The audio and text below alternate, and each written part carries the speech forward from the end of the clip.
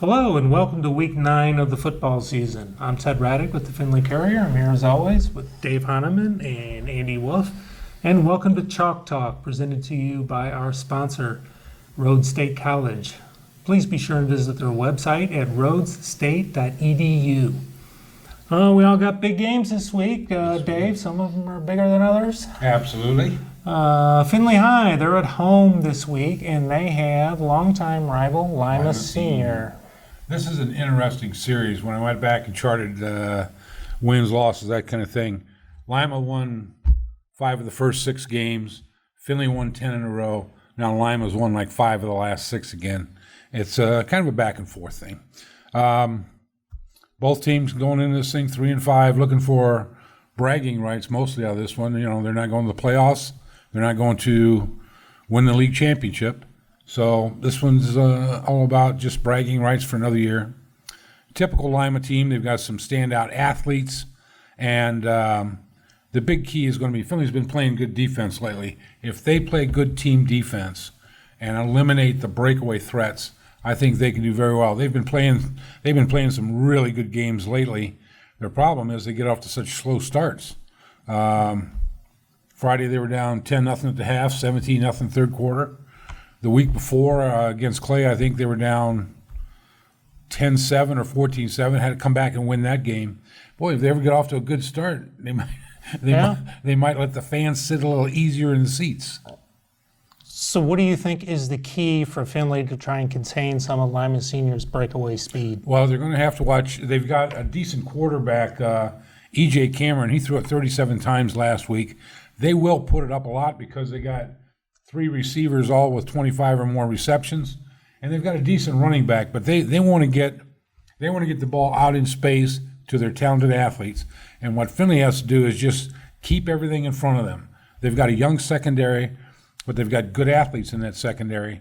And if they keep it in front of them, the first guy may not make the bone-crushing tackle. Right. But if he holds him up, he's going to have help from 2 or 3 guys.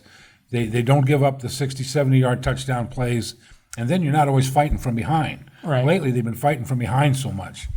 That shows a lot of character, but the other thing it does is if you don't succeed, you just had another close loss. Right.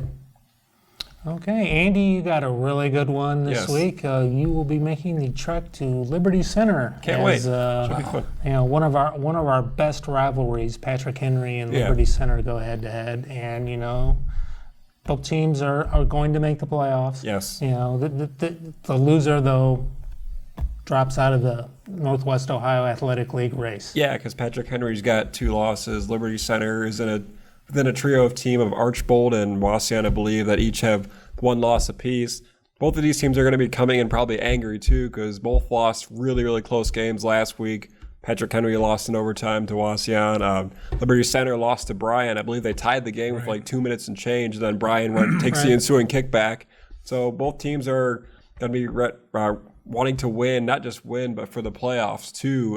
Both are looking at home games right now. Yeah, they're in the top 4, but Patrick Henry might be able to afford a loss and still get a home game, I think. But Liberty Center is sitting 4th in that ever-tough Region 23 where the top 7 teams are 7-1. Gibsonburg is 8-0, and you might be 8-2 and going up to Coldwater in the first round or something like that. So a lot to play for in that one. Not as much as implications as this game was last year. It was a Week 10 game that Patrick Henry won to secure the outright league title. And I was looking back at that league title run.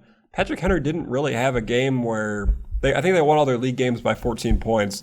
They're only 2 games within a score this year. They lost to a point, I believe it was Archbold. Yeah. And they lost to, obviously, last week. So Patrick Henry's kind of been tested within the league. It'll be tough to see if the third time's the charm for them to be able to sneak out a close win on the road. Yeah, these 2 teams, boy, it's a bitter rivalry. And, you know, it's a fun one because Liberty Center's yet another one of these teams that's not going to finesse you. They run up in that wing tee and they will crack you 45 times before the 4th quarter starts and hope to take you in the deep water and drown you. Yeah.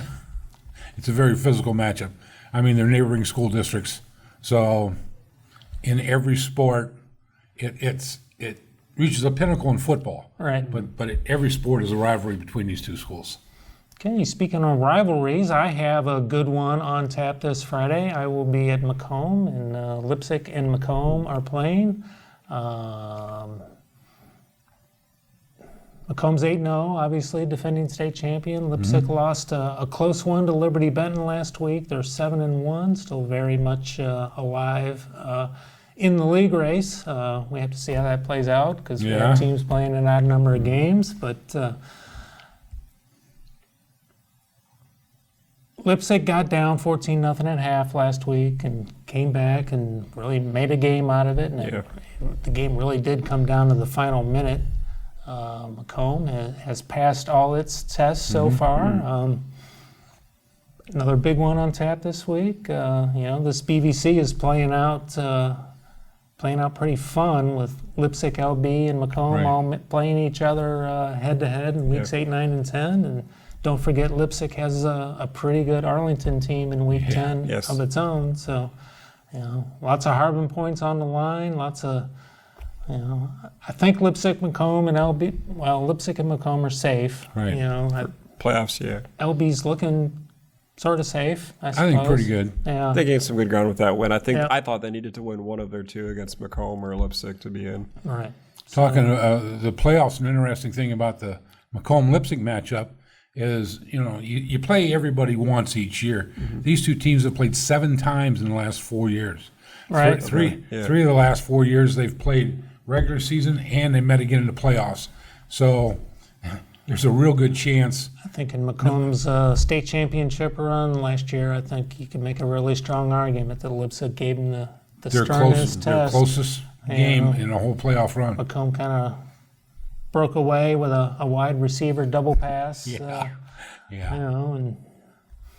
Okay. Well, I think that'll wrap it up for us this week. Please, once again, be sure to visit our sponsor, Rhodes State College, at rhodesstate.edu.